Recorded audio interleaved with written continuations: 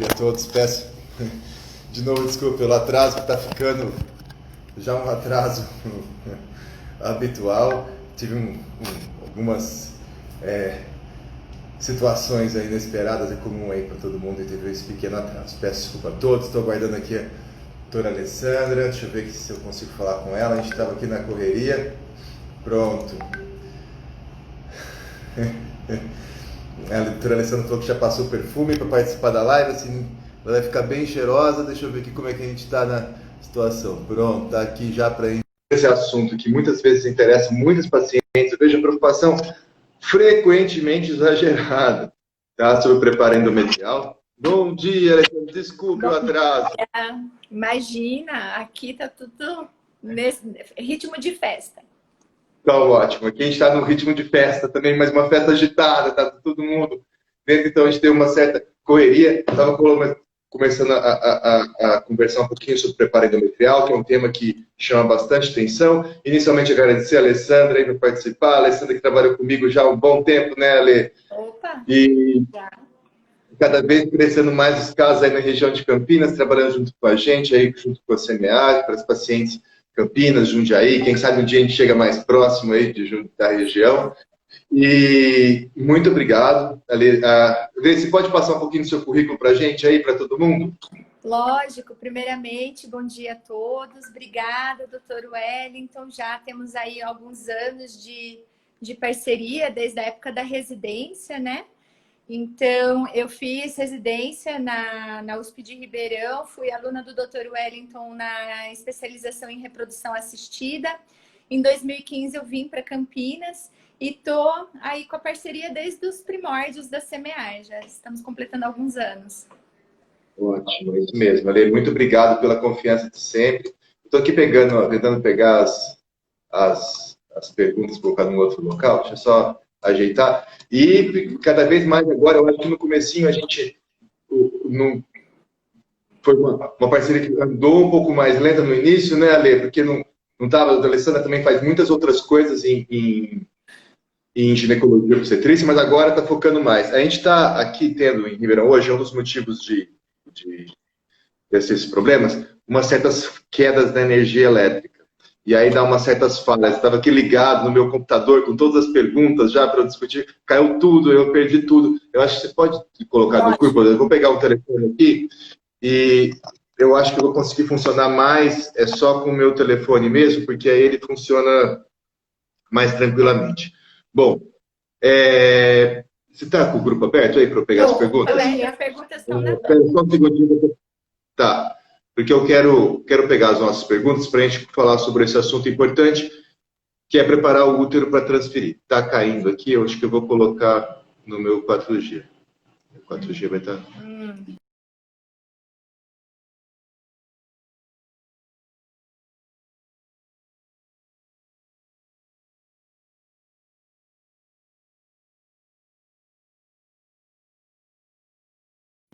Porque eu desliguei aqui o Wi-Fi, que eu deixei no 4G.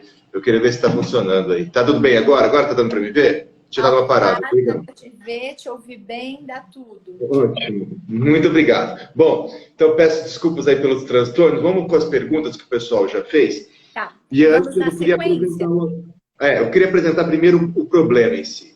Hoje em dia, vamos dizer, até uns 15 anos atrás, 10 anos atrás, se congelava muito pouco o embrião. Então, preparar o útero era uma situação muito pouco utilizada, porque a gente praticamente só transferia embrião fresco. Tá? Tinha pouco congelamento. Então, ir para transferir embrião fresco não tem nenhuma preocupação. Você capta o óvulo hoje, depois de 2 a 5, 6 dias, você coloca o embrião dentro do útero, já está tudo sincronizado. Mas com o crescimento do congelamento, que hoje em dia é uma parte muito importante do sucesso, então eu acho que mais de 70%, 80% dos bebês acabam vindo de embriões congelados. E eu não posso colocar o embrião que está congelado em qualquer momento do útero. Eu preciso de uma certa sincronia entre o útero e o embrião para dar a melhor chance de sucesso, para a gente favorecer aí que consiga atingir uma gestação em um bebê.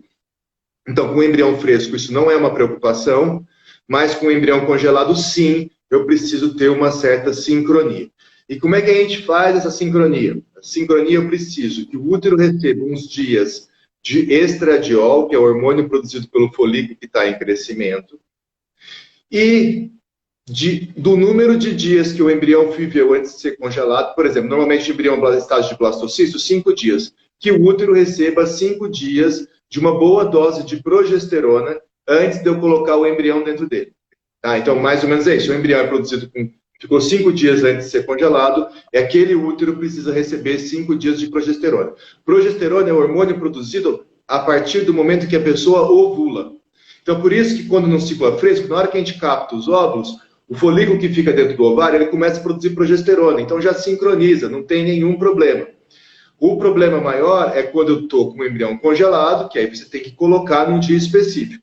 Como é que eu posso fazer isso? 2 formas. Ou eu coloco 5 dias depois que ovula, ou isso num ciclo natural, ou natural modificado, que a gente tenta sincronizar para saber quando isso acontece, ou eu estou num ciclo artificial em que eu dou o estradiol e depois eu dou 5 dias de progesterona, e aí eu coloco esse embrião dentro do útero depois desses 5 dias de progesterona. Então não é muito complicado, mas existem alguns cuidados, e existe também um certo de excessos que são feitos, que também não precisa tanto. Então, tem uma forma extremamente simples de se fazer uma transferência que é bem efetiva, eu acho que todo mundo precisa ter ideia disso, e existem alguns cuidados que a gente pode fazer extras para se garantir aí que a gente conseguiu atingir o objetivo, tá? Mas, na maioria das vezes, é relativamente bem fácil. Eu vi que você está com as perguntas aí também, Ale? Então, vamos lá. Tem várias perguntas, eu faço outras e a gente vai discutindo aí. Combinado. Eu faço a pergunta? Pode fazer, depois eu faço algumas, pode começar aí.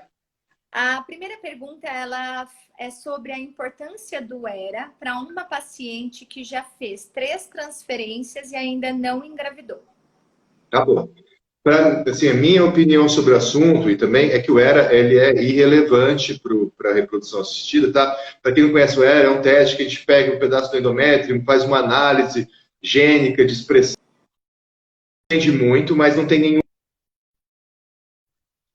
É isso, voltou. Não é algo que eu colocaria meu dinheiro nisso, tá? No ERA, de forma alguma, não faria o procedimento.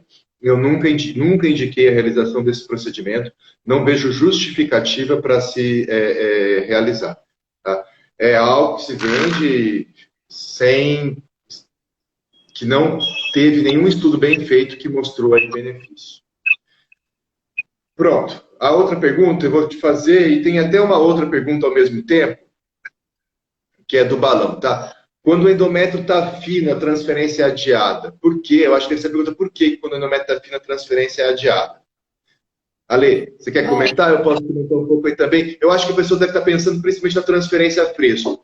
Então, na transferência a fresco, só para colocar, a gente tem 2 situações que a gente adia, depois eu dou para colocar.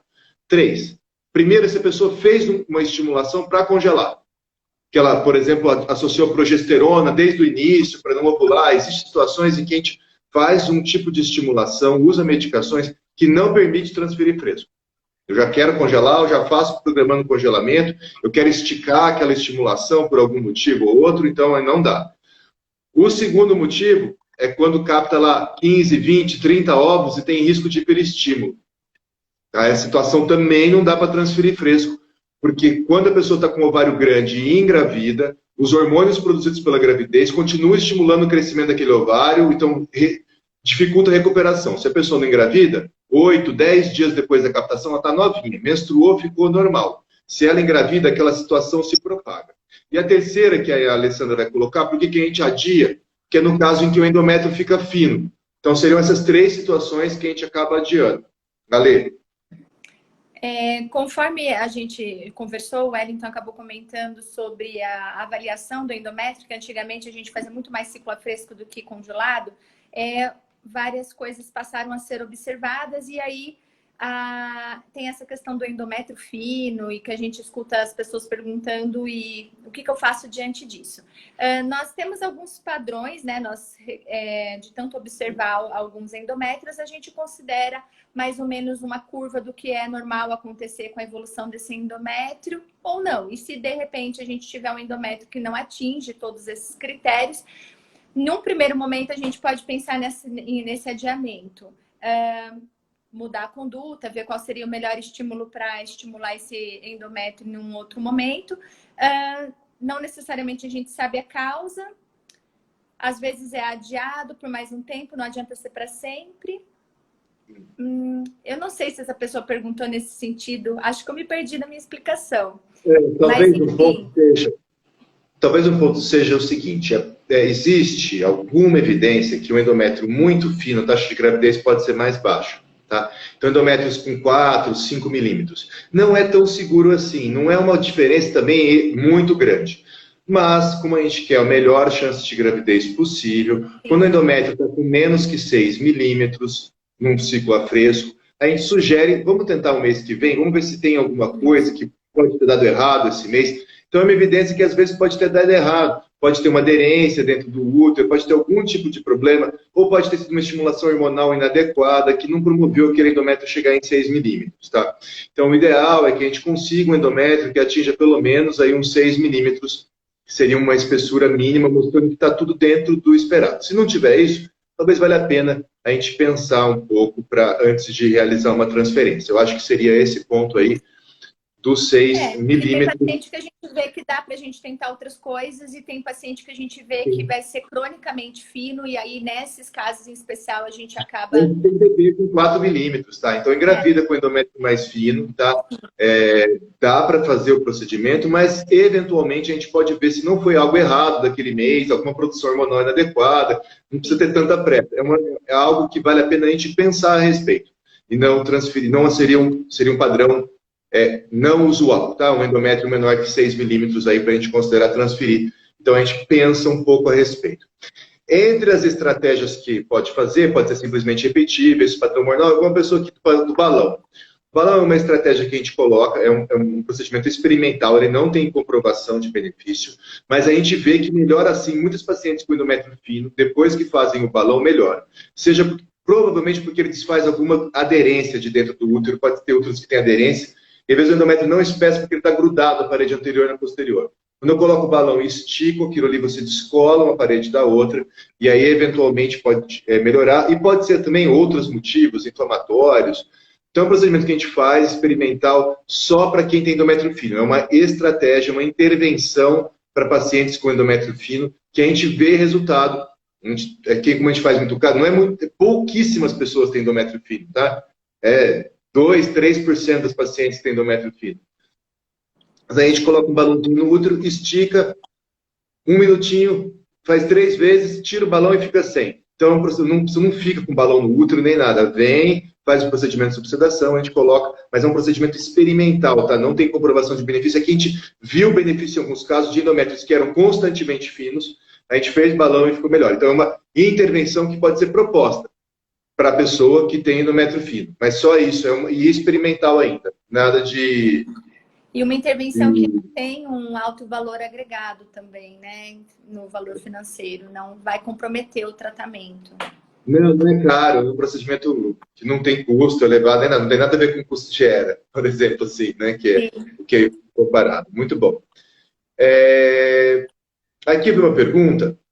Então, o escape durante o preparo endometrial é normal? Se não, causas e tratamento? Sangrar durante o preparo endometrial pode acontecer, isso é normal. Por exemplo, pode ser um colo fragilizado, uma ectopia, teve relação sexual e sangrou. Não tem nada a ver com endométrio. Ou pode ser um sangramento endométrio, que é não esperado. Tá? E aí, como diferenciar um sangramento do outro? Por isso que a gente acaba, às vezes, fazendo algum tipo de monitorização. Antes de falar isso, quero falar o quanto simples que poderia ser fazer uma transferência de embrião congelado.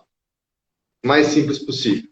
Como é que é a forma mais simples possível e que é aplicada em alguns centros do mundo com excelente resultado, tá? O paciente vai, começa a fazer o teste de ovulação no 5º, 6º dia do ciclo menstrual, depois que inicia, deu positivo, transfere depois de 6 dias. Acabou, sem fazer nem ultrassom, nem uma dosagem hormonal, nem nada.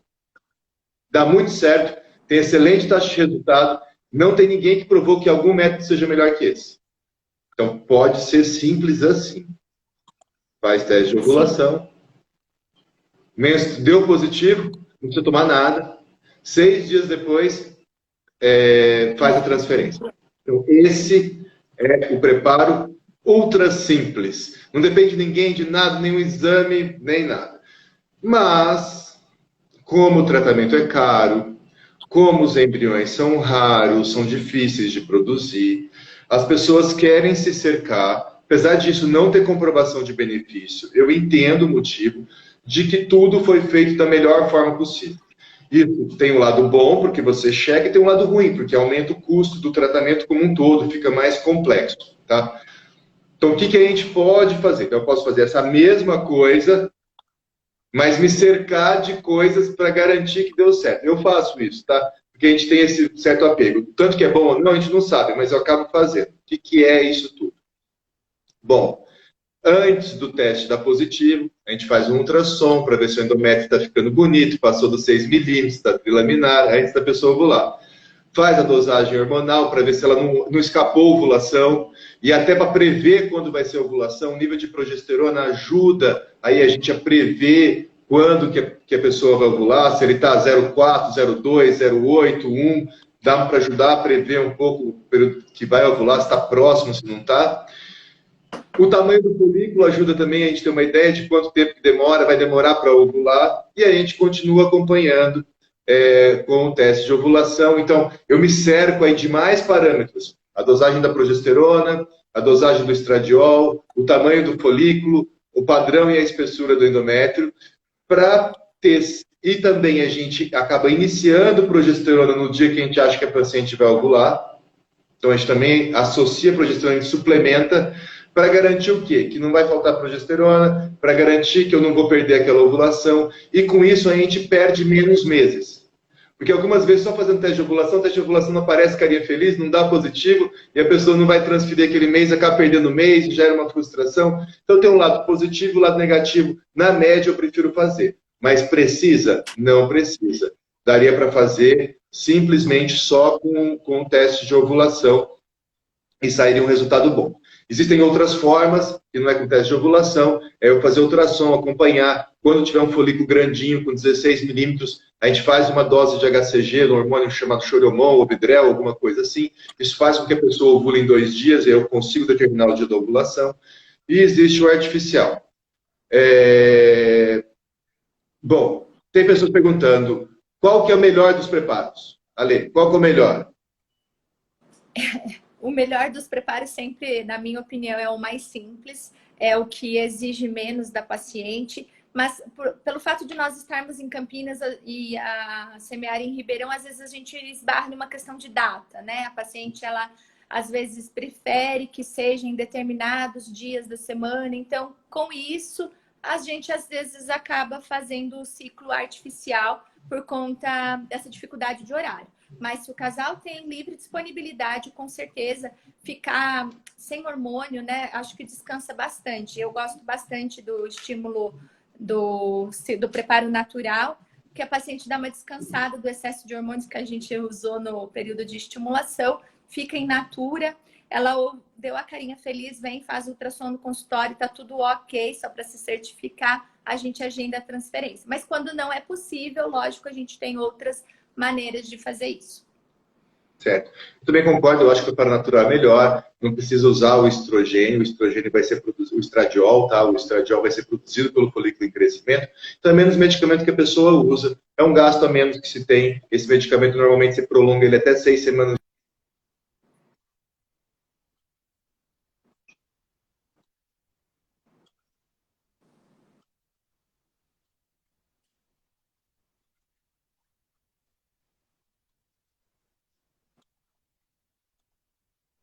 É, com certeza. Quem não ovula, quem tem ciclo irregular, o melhor é fazer o ciclo artificial.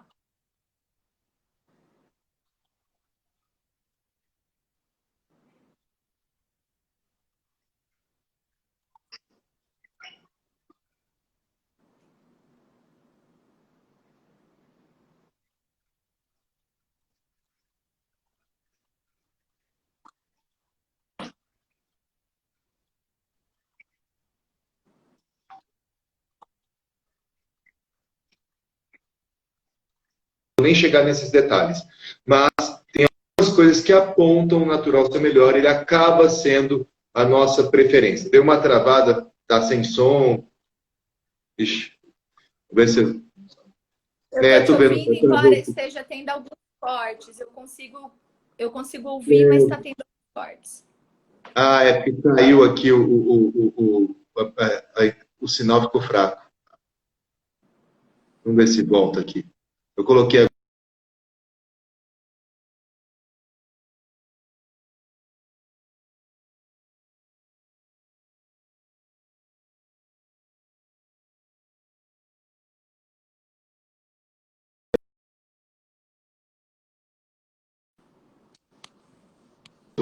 Ótimo, que bom. Perdão a todos. Hoje é um dia que sem energia elétrica está dando umas falhas aqui, é um pouco ruim. A internet não fica tão boa. Bom, então a gente está comentando que a evidência atual aponta que sempre que possível é melhor a gente fazer o natural, até porque isso é mais barato, toma menos medicamento, tem menos efeito colateral. Então, sim, eu peço desculpa a todos, está ruim, né? Está travando novamente. Travou de vez. E o sinal aqui eu estou te ouvindo. Para mim, tá me ouvindo? Ok, desde que você voltou. Voltou, então tá bom. Eu acho que agora, eu acho que eu estava pegando os comentários antigos e que estava voltando. Tá bom. Então, acho que agora deu tudo certo. Perdão aí a todos. Então é o seguinte, no preparo artificial, a gente vai ter que tomar mais medicamento, tem esse custo com medicação, tem um efeito colateral com a medicação, e normalmente a gente acaba usando estradiol até pelo menos 6, 7 semanas, tá, de gravidez. E hoje, esses dias mesmo, o paciente perguntou, doutor, mas na bula aqui fala para não tomar estradiol se for para engravidar. Está escrito na bula do estrogênio que não é para tomar na gravidez, mas a gente precisa, no preparo artificial, de usar o estradiol até umas 6, 7 semanas de gestação, tá? Então, até escutar o coração do bebê. Isso agrega um custo, um efeito colateral. Tá bom, o paciente não está ovulando, não é para se sentir culpada, não acontece, não é nenhum problema. Tem centro do mundo que faz artificial para 100% das pessoas. Não é para se preocupar com isso. Não tem essa diferença. A diferença que existe, se existir, é muito pequena e a gente acaba optando pelo natural por ser mais natural. A gente sempre que dá para optar pelo natural, porque gasta gasta-se menos, melhor a gente optar por esse, tá? Mas não é uma diferença que é o que faça alguém ter que escolher um sobre o outro, tá? Vantagem do artificial, poder escolher a data. Isso é uma vantagem muito grande para muitas pessoas. Olha, eu vou definir a data, eu tenho a viagem, moro no Acre, alguma coisa assim, então tem uma vantagem grande aí do seu artificial. Então, a gente tem esses preparos. E eu vejo muita preocupação, talvez das pessoas, muita pergunta sobre dosagem hormonal. Não se apeguem em dosagem hormonal. A dosagem hormonal, principalmente da progesterona, depende muito, 100%, estritamente do objetivo que o médico tem com aquela dosagem. Em geral, os médicos da CMR, quando dosa a progesterona, é para ver se não ovulou antes da hora. Então, a gente quer progesterona baixa, menor que 1. Tá? Então, é isso que a gente está dosando, para ver se não escapou uma ovulação antes da hora, que acontece mais frequentemente no artificial, de escapar uma ovulação antes da hora, mas acontece nos outros também, tá? Então, a dosagem que a gente faz é para ver se não ovulou, e aí eu quero progesterona baixa. Tem outros serviços que dosam a progesterona para ver se ela está alta, é um outro motivo, mas aí é um outro referência, um outro padrão, então depende quando dosa. Lembrar, a dosagem não é relevante. Ela é só algo que a gente faz para aumentar um pouco a segurança, mas ela podia ser deixada para depois. Estou vendo aqui, 2 ciclos cancelados no preparo artificial, se pode fazer o natural. O natural pode fazer sempre, não precisa uma escolha pela outra. Tá? Então, a escolha do natural ou do artificial vai mais da disponibilidade da pessoa, e se a pessoa tem ciclo menstrual, né? Se ela não tem ciclo menstrual, tem que ser artificial. Então não se deve se preocupar muito com isso, não. Não é o que faz dar certo ou dar errado, seu natural ou artificial. A dosagem hormonal não é relevante, como as pessoas ficam colocando, dosando, comparando. Não precisa de nada disso, tá? É uma bobagem, não tem nem a menor necessidade. Mas às vezes o médico pode solicitar sim para ter mais segurança de que está dando certo. Então basta só fazer a dosagem, levar para ele, apresentar. Eu acho que isso que é o ponto. Uma das perguntas que as pessoas têm muito, me fazem sempre, eu vi aqui também, é do tempo que demora. Então, em geral, quanto tempo demora aí, Valê? Fala para os pacientes, mais ou menos quanto tempo entre menstruar e a gente poder transferir?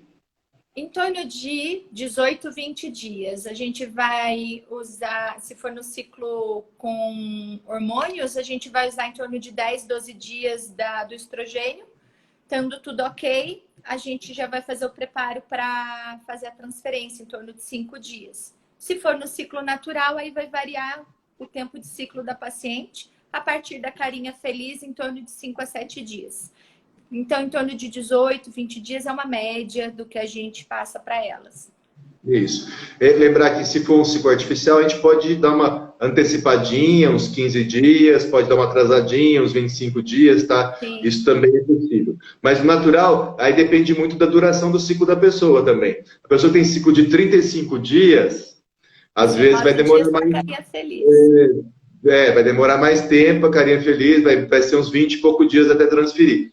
Então, varia um pouco, dependendo da duração do ciclo menstrual, no natural, mas 18, 20 dias é o tempo para aquela paciente que tem ciclo de 28, que é o mais padrão, mas pode ter uma variação. E o artificial permite uma boa flexibilidade aí para a gente, que é aquela pessoa que vai viajar, tem alguma coisa, então esse seria o ponto. Excelente. Tem mais algumas perguntas aqui, tem várias, tem umas que não estão muito relacionadas, umas mais relacionadas. Deixa eu ver aqui. Como preparo? Amamentação e transferência de embrião. Tá?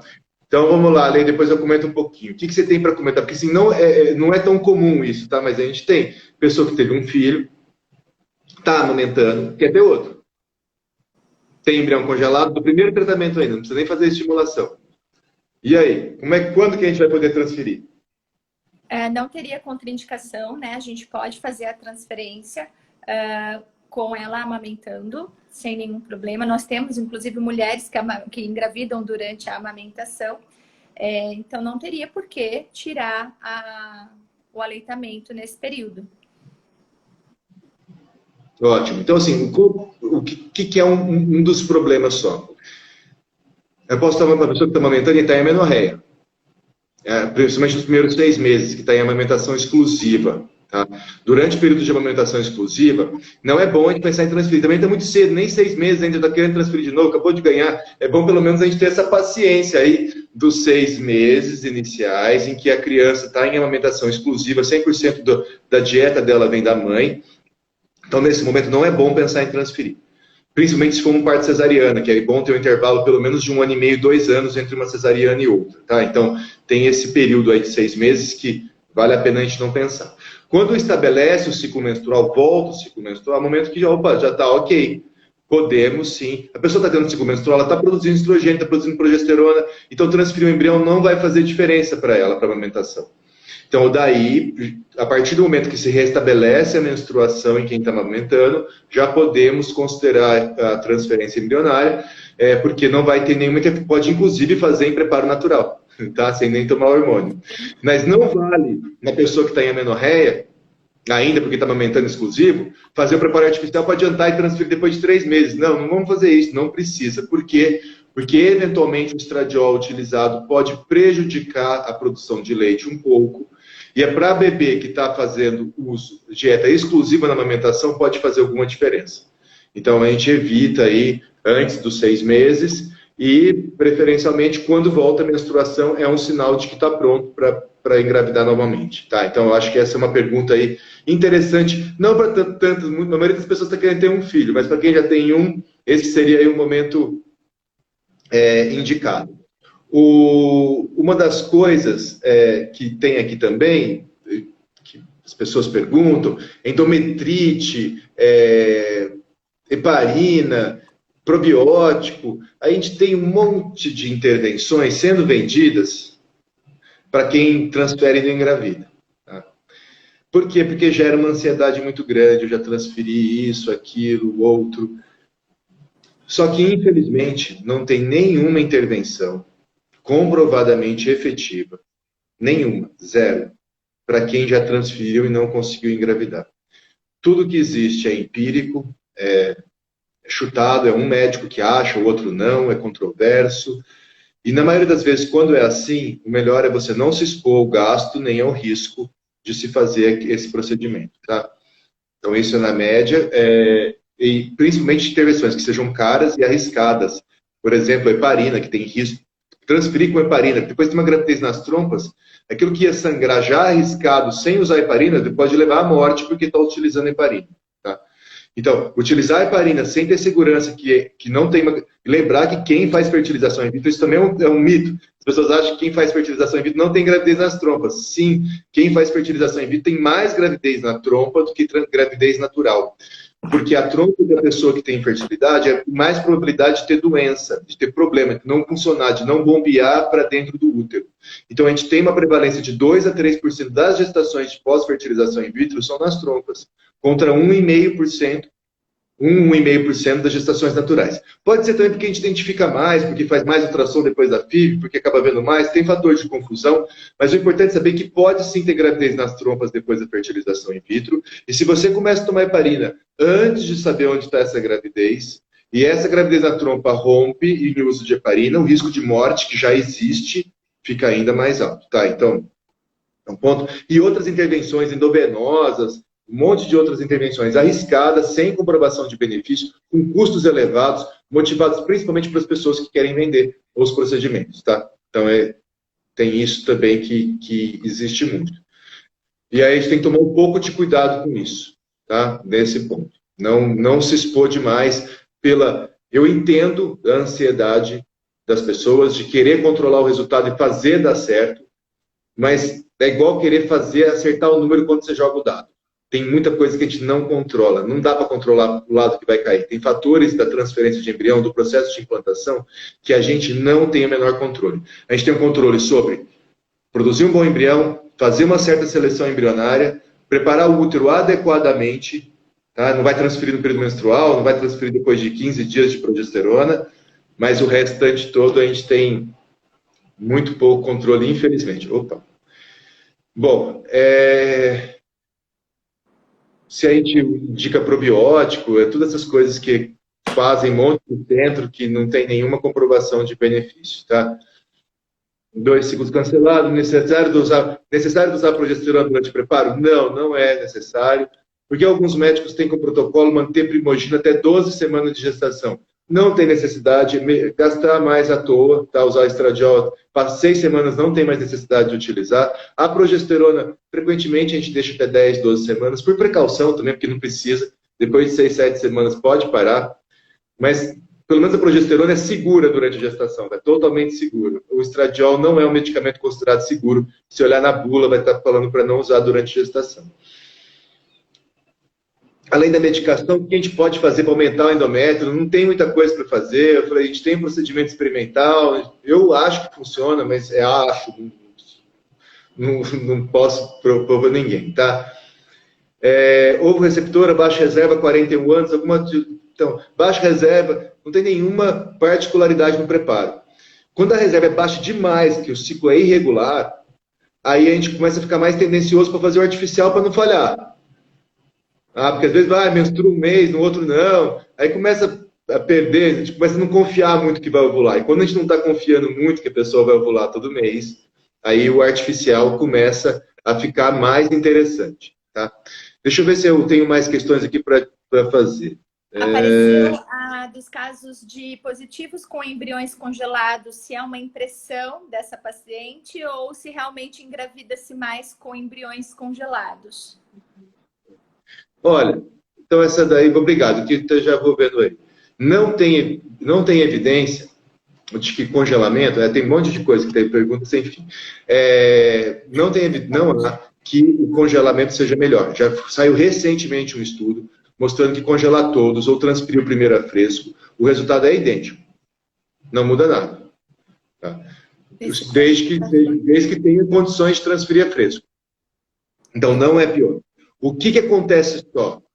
Que são alguns problemas. A pessoa que transfere a fresco, mas não tinha embrião para transferir a fresco. ela transferiu só porque estava aqui aguardando, então não tinha embrião selecionado. Então tem algumas situações que é fresco, a gente às vezes acaba forçando umas transferências que a gente não transferiria aí para, se tivesse congelado, a gente não congelaria aquele embrião, tá?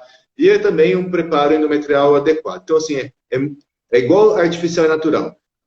Se tiver diferença, é minúscula. Não precisa se preocupar com isso. Você não precisa se preocupar se é fresco, congelado.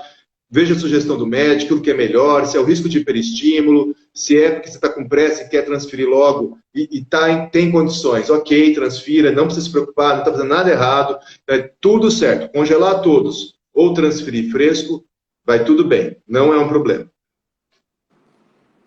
Tem uma outra pergunta falando da adenomiose, se a adenomiose, e já prevendo a próxima pergunta, se a endometriose também atrapalha no processo de transferência embrionária. Fantástico. Essas duas perguntas são mesmo muito comuns, principalmente da adenomiose, que teve muito trabalho. Eu falo da adenomiose, que é uma coisa interessante, que é a associação de tomar café e morrer de câncer de pulmão. Adenomiose e engravidar menos. Tá? A endometriose é uma outra coisa que a gente comenta depois. Então, eu vou falar porque é um pouquinho diferente um do outro. Então, falar que a adenomiose... Tem estudos mostrando, sim, que a adenomiose engravida menos. Tá? Tem estudos mostrando, grandes, que mostram a associação. Tá bom. Só que também tem estudos que mostram que tomar café dá câncer de pulmão. Tá? Por quê? Por conta de uma associação. Quem toma mais café também tem o hábito de ser mais tabagista. Era um hábito que era associado, o tabagismo, com o consumo de café. E quando você compara quem toma café com quem não toma café, sem levar em consideração o tabagismo, você acaba concluindo que quem toma café tem mais câncer de pulmão. Apesar de não ter uma relação direta. Se você fizer um estudo bem feito e pegar só quem não fuma, aí você vai concluir que o café não tem efeito no câncer de pulmão. Tá? Adenomiose. A prevalência de adenomiose aos 30 anos é 5%. Só uma em cada 20 mulheres tem. Aos 40 é 50%. Metade das mulheres tem adenomiose com 40 anos. E aí, o que acontece quando eu comparo quem tem adenomiose com quem não tem adenomiose? Eu estou comparando mulheres mais velhas com mulheres mais jovens. E aí, se eu fizer uma comparação dessa e não fizer nenhum tipo de tratamento bem feito para análise, eu vou concluir que as pessoas com adenomiose engravidam menos. Enquanto, na verdade, o que eu estou concluindo é que as mulheres mais velhas engravidam menos. Tá? Esse é um fator muito difícil de excluir. Recentemente, um trabalho muito bem feito, com 700 casos, pegou só pacientes transferindo embrião euploide, então biopsiou os embriões. Tá? E com isso a gente tira um pouco do efeito da idade, e só comparou quem transferiu um embrião nos dois grupos. Mostrou que engravidou até discretamente mais quem tinha adenomiose do que quem não tinha. Então, acabando aí totalmente com esse mito da adenomiose prejudicar o resultado da implantação. Lembrar que a adenomiose é até mais comum em quem já teve filho, tá? A adenomiose é muito mais comum em quem já teve filho do que quem não teve. Tá? Também um pouco pela idade, que as pessoas mais velhas têm mais filho. Então, quando eu comparo a adenomiose com quem não tem o efeito da idade, mas a adenomiose não é um fator que está relacionado com pior implantação quando eu consigo analisar e excluir o problema da idade. Endometriose. Endometriose prejudica a gravidez natural. Tá? Então, a endometriose é uma outra coisa. Já tem muito estudo mostrando que endometriose não atrapalha em absolutamente nada o resultado da fertilização in vitro. Tem um problema só que às vezes a gente vê, que a pessoa que faz cirurgia para endometriose, aí essa pessoa tem resultado pior na FIV, quando manipula o ovário e prejudica a reserva ovariana. Quanto pior a reserva ovariana, aí sim a gente tem um resultado pior da fertilização in vitro, que vai ter menos óvulos, menos embriões, menor chance de sucesso por captação. Então, esse é um problema aí que a gente tem, que é manipular o ovário, cirurgia ovariana. A pessoa sempre que vai operar o ovário tem que pensar em um planejamento familiar, porque ela pode perder o ovário inteiro, ou pode perder boa parte da reserva ovariana, e eventualmente depois ela se deparar com dificuldades para ter filho com óvulos próprios, porque ela fez um procedimento extenso e acabou perdendo a reserva ovariana. Eu vejo também uma questão de muitas pessoas, isso é uma coisa que eu estou comentando aqui internamente, que fazer para a pessoa que falhou várias transferências. Eu vi aqui uma pergunta de Drossalpinde. A única coisa que vale a pena investigar mesmo é se não tem Drossalpinde.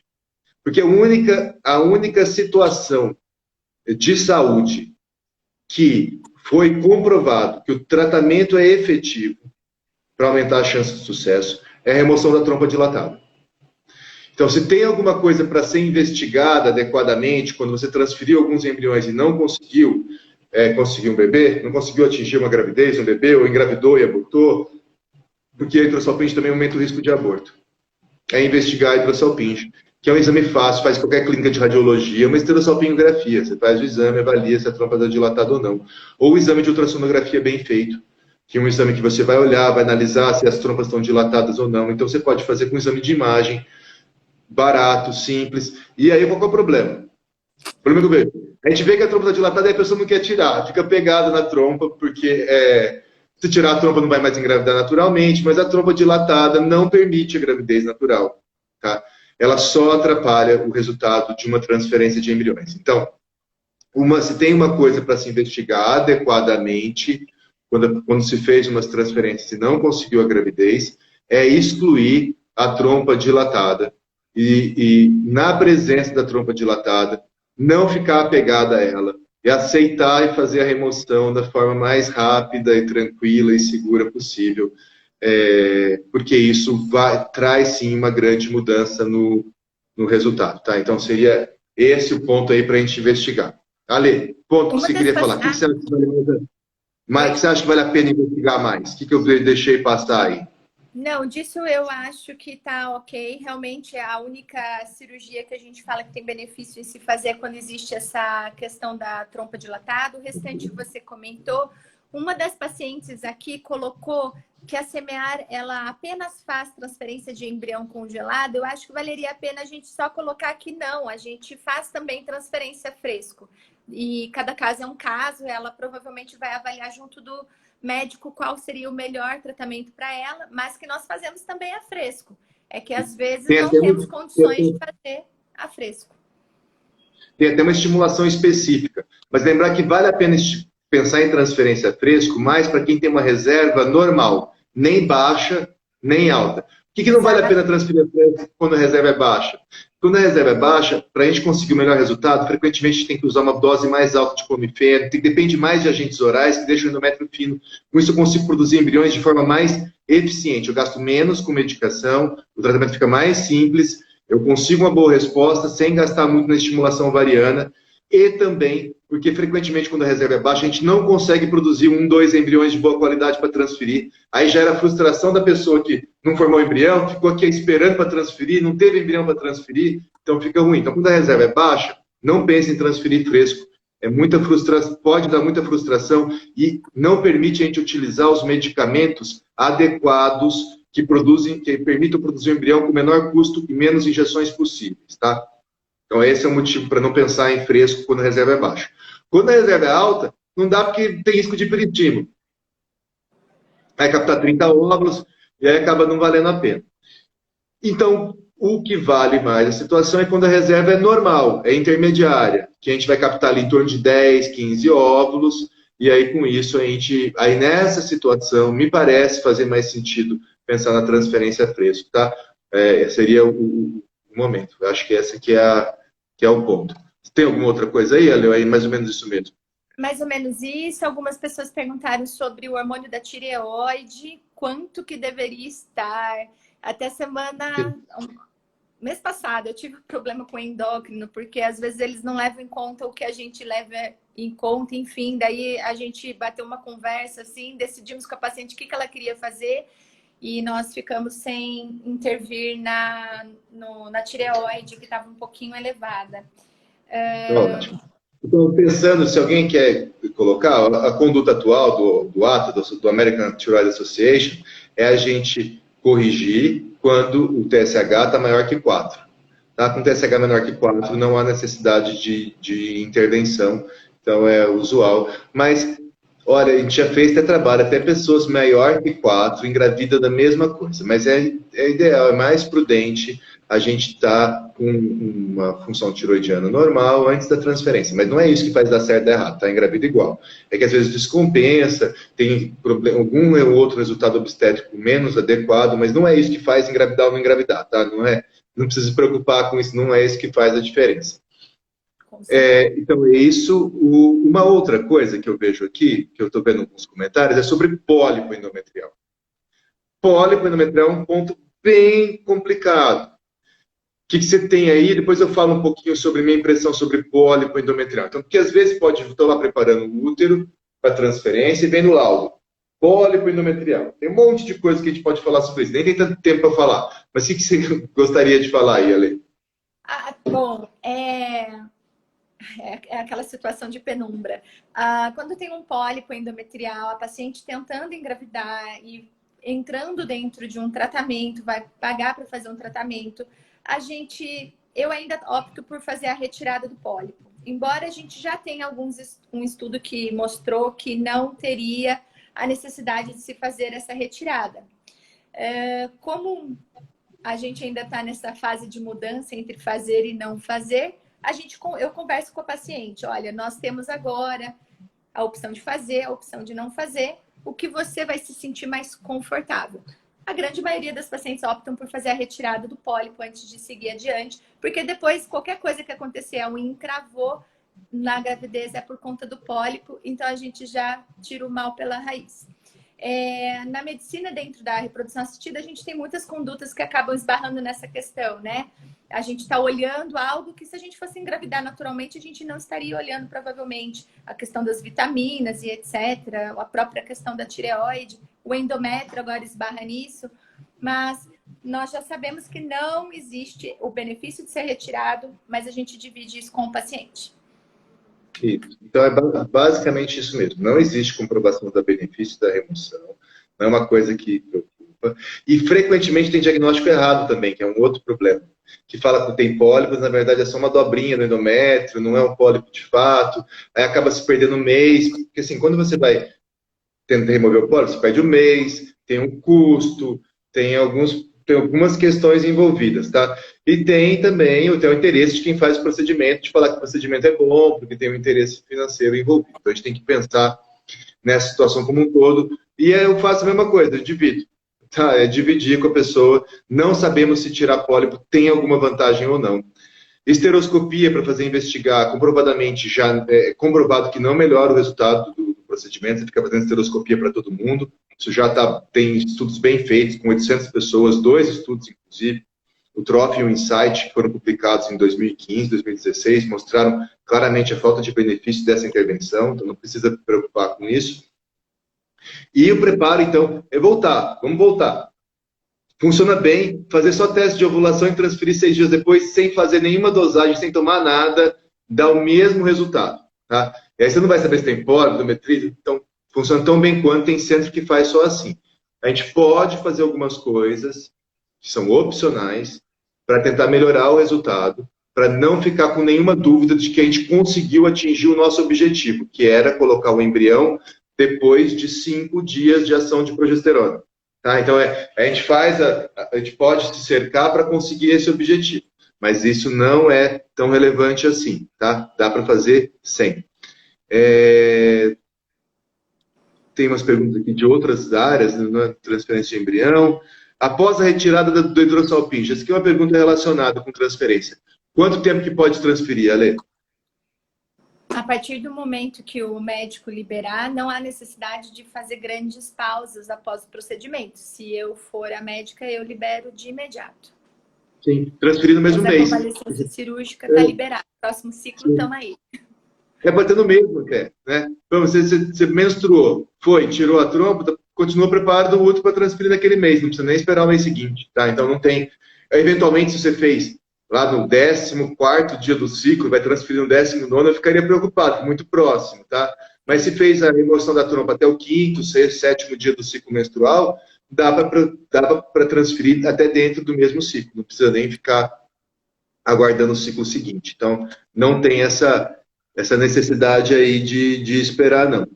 Endometriose das trompas, a revolver a trompa dilatada. Para qual mulher é o artificial ou natural? A gente já comentou sobre isso.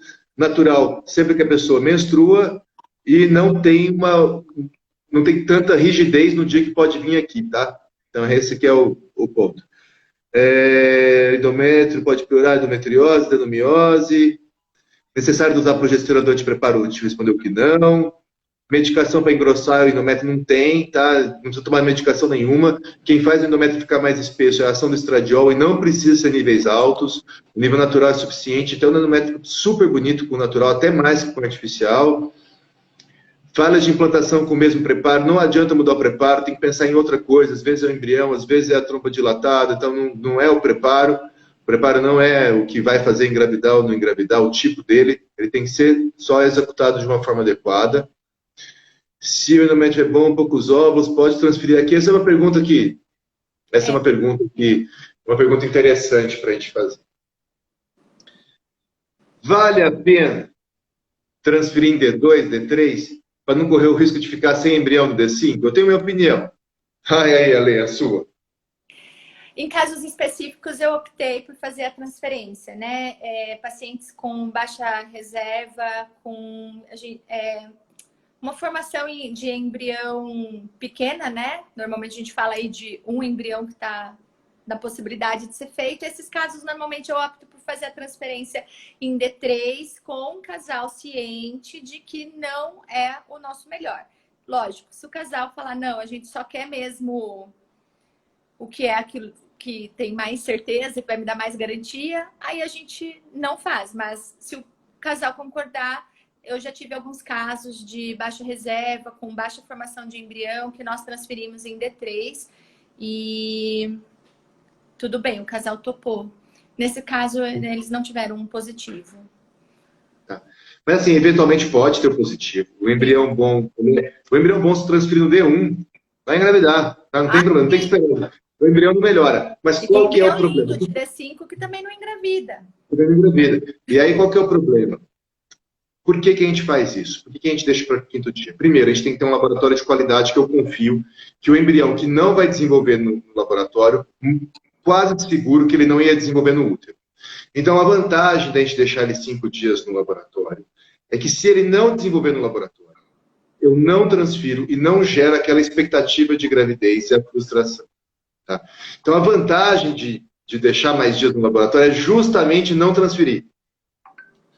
Porque a partir do momento que você... Bom, tem o gasto de tempo, a pessoa vai viajar para cá para transferir um embrião, que se eu cultivasse mais uns dias, não ia nem viver no laboratório. Para que eu ia gerar essa expectativa para o paciente? Então, na minha concepção atual, e com a qualidade do laboratório que a gente tem, eu me sinto muito tranquilo de deixar todo mundo para cultivo estendido para 5º dia, só transferir, só congelar se chegar em estágio de blastocisto, porque com isso eu reduzo o custo do paciente até chegar no bebê, seja o custo financeiro, com viagem, com medicamento do preparo endometrial, com a expectativa, com o próprio procedimento de transferência, que às vezes a pessoa está num programa que tem o custo por transferência, então a gente minimiza o custo até chegar no bebê, seja o custo psicológico, financeiro e perda de tempo. Tá? E os estresses de transferir e dar negativo, que às vezes a gente consegue evitar ao, por exemplo, deixar de transferir aquele embrião no laboratório. Não evoluiu, opa, se não evoluiu no laboratório, para que eu ia ter que transferido? Só que para fazer isso tem que confiar que o seu laboratório consegue entregar o embrião que vai desenvolver. Quando está no laboratório que não é ideal, vamos dizer, não é de ótima qualidade, aí às vezes você acaba transferindo embrião porque você tem medo que ele morreria no laboratório e não morreria dentro do útero. Então, acho que esse que é a diferença, tá? Quando o laboratório é bom, eu acho mais sensato a gente deixar sempre, tá? Isso, obviamente, eu quero transferir em 3º dia porque eu estou viajando, minha viagem volta, eu quero ficar menos dias em Ribeirão Preto. Ótimo, tudo certo. Não é um problema, mas é só pensando do ponto de vista de logística mesmo, de evitar gastos e frustrações que a gente acaba deixando mais para só transferir embrião em estágio de blastocisto. Seria mais a exceção do que a regra, casos especiais. Isso. Exatamente. Eu acho, Ale, que a gente já respondeu muitas perguntas colocadas aqui. Para preparo endometrial, deixa eu ver se tem mais alguma coisa sendo colocado aqui. Aí tem muita coisa de fator masculino, mas eu não vamos tocar nesse assunto hoje, que senão fica uma discussão muito geral. Então a gente tem tem o trombofilia também, trombofilia não interfere nada, já falamos de heparina, não usar heparina de forma alguma, antes de ter segurança que você tem uma gravidez dentro do útero, para não correr o risco de estar usando heparina e ter uma gravidez ectópica e morrer por conta de uso de uma medicação que comprovadamente não tem benefício. Deixa eu ver se tem mais uma perguntinha aqui. Mais casos positivos com embrião congelado. Por quê? Porque a maioria das transferências são de congelado. Eu acho que por isso. Porque a pessoa produz vários embriões, então a gente tem mais transferência de embrião congelado do que de embrião fresco. E por isso você vai acabar vendo mais positivo de congelado, tá? A outra coisa que repouso, se é necessário. Não, não é necessário. É contraindicado o repouso, tá? Quem que faz mais repouso acaba engravidando menos. Os estudos mostram isso. Então não faz sentido restringir em nada a vida da pessoa. O ideal é fazer o mínimo possível para se desgastar o mínimo possível, porque eventualmente vai ter negativos, tá? E quanto menos você mudar a sua rotina, menos isso pesa, e com isso você consegue se submeter mais vezes e conseguir atingir o objetivo que é ter um filho. Mioma intramural, esse aqui é mioma. Mioma também, eu não falei, mas mioma pode ser um problema. Pode ser que prejudique. Tem estudos, é difícil concluir. Só que é pior você tirar o mioma. Você criar uma cicatriz no útero que pode romper, morrer a mãe, o bebê, todo mundo. Então, a gente não tem segurança que o mioma atrapalha. 2, não existe nenhum estudo mostrando que tirar mioma melhora. Que é uma outra coisa. Então, pode ser que atrapalhe, mas ninguém provou que melhora tirar. Aí você vai submeter uma cirurgia, risco de perder o útero, e aí não vai engravidar nunca mais. Então, eventualmente, aquele mioma que está muito fácil para dentro da cavidade, que tira por esteroscopia, que a gente chama de classe 0 ou classe 1 por palmicoin, eventualmente, que é igual um pólipo. Esse daí talvez pode dividir com o paciente e acabar removendo. Os outros, eu acho que é mais risco que benefício. Tá? Também... Se o endométrio grosso é um problema... curetagem. Oi? O endométrio grosso, se é um problema, o endométrio grosso tem que pesquisar o que é esse endométrio grosso, tem que checar se é só um endométrio naturalmente grosso, se é porque usou uma dosagem muito alta de hormônio, né? Então isso. Se tem que evitar atividade física de transferência, não tem, é vida normal mesmo, não precisa mudar zero a rotina, não precisa mudar em nada a alimentação, não precisa mudar em nada a atividade física, não precisa mudar em nada a sua rotina diária, não tem nem problema se ficar estressado, já tem estudo mostrando quem tem mais estresse não engravida menos, não aborta mais, é tudo igual, tá? Qual que é o problema, então? Quanto mais suave eu fizer o tratamento, quanto menos mudança eu causar na sua vida, menos você vai sentir o tratamento. E com isso você consegue repetir mais vezes. E sim, infelizmente... Essa é uma conclusão importante. Infelizmente, vão ter pessoas que vão precisar de vários tratamentos. Tá, infelizmente. Eu queria dar um remedinho. A Lê também queria, né, Ale? Muito. Eu queria. Queria muito que a gente conseguisse o tratamento que desse certo. De primeira, sabe? Nossa, isso é ótimo. Não temos. Não temos. A gente tem gente que já engravidou 13ª, 15ª transferência, 17ª, tá? Um monte de primeira, um monte de segunda, um monte de terceira. Por isso que existem múltiplos até, para permitir isso tudo, tá? Que é uma... O que eu observo muito é que as pacientes que topam múltiplos ou mais tratamentos, elas se comportam de maneira muito diferente das pacientes que fazem um ciclo. As que vêm fazer um ciclo, às vezes, tem muita questão emocional envolvida. E as que se preparam para 12 ciclos, elas já são muito mais... Não, já sei como que é, tá tranquilo. Não vou fazer isso, não vou fazer aquilo. Chega disso e daquilo. Vai dar certo, se alimentam normal, já voltaram a comer glúten e tá tudo bem. Exatamente. Então, o ideal é vida normal, não se desgastar, porque eventualmente a caminhada pode ser longa. E não é nada disso, e não tem nenhuma... Para que você vai mudar a vida se não precisa, se não tem nenhum benefício mostrado? Para que você vai gastar mais? Vai se privar de alguma coisa? Vai fazer exame desnecessário à toa, tá? Então precisa ter algum benefício, precisa ter mostrado alguma coisa para a gente investir o nosso tempo, risco em cima de alguma coisa. O que tem comprovado benefício? Que fazer mais, isso tem muito comprovado, e a gente vê na prática. Quanto mais ciclos, maior a chance de sucesso. Né? Tá? Isso quanto mais ciclos, maior a chance de sucesso. E aí, a gente, uma hora, dá certo. A tromba dilatada seria a única coisa que eu vejo algumas vezes que passa batido e é uma coisa para se remover. E de restante, não precisa se preocupar. Eu acho que é isso daí. Ale. Só para a gente finalizar, tem uma paciente que perguntou várias vezes, ela falou, doutora, por favor, fala sobre a curetagem, o impacto da curetagem no endométrio. Não necessariamente a gente tem impacto, tem endométrios que não sofrem impacto com a curetagem, mas nós também podemos, com curetagens sucessivas, ter algum impacto sobre o endométrio. Mas é caso a caso, né? Se for uma aderência, um dos tratamentos que existe é o balão, essa dilatação que eu falei. Ela, na verdade, ela foi feita, foi testada para quem tinha aderência. E aí a gente conseguiu resolver a aderência e ficar endométrio bonito. E aí a gente começou a propor para quem tem endométrio fino e deu certo, tá? Então, mais ou menos isso. É uma intervenção que é efetiva, comprovadamente efetiva para quem tem aderência. E aí a gente também pode oferecer para endométrio fino. Ale, a gente vai terminar em cima da hora, não vai dar para falar mais nada, já está faltando 10 segundos. Muito obrigado a todos. Tá aqui, vamos combinar de novo. 130 pessoas participando ao mesmo tempo. Peço desculpas aí pelo atraso, tá? E aí a gente promete tentar outras lives aí mais no momento. Obrigado. Obrigada. Tchau, tchau. Tchau, pessoal. Tchau, tchau.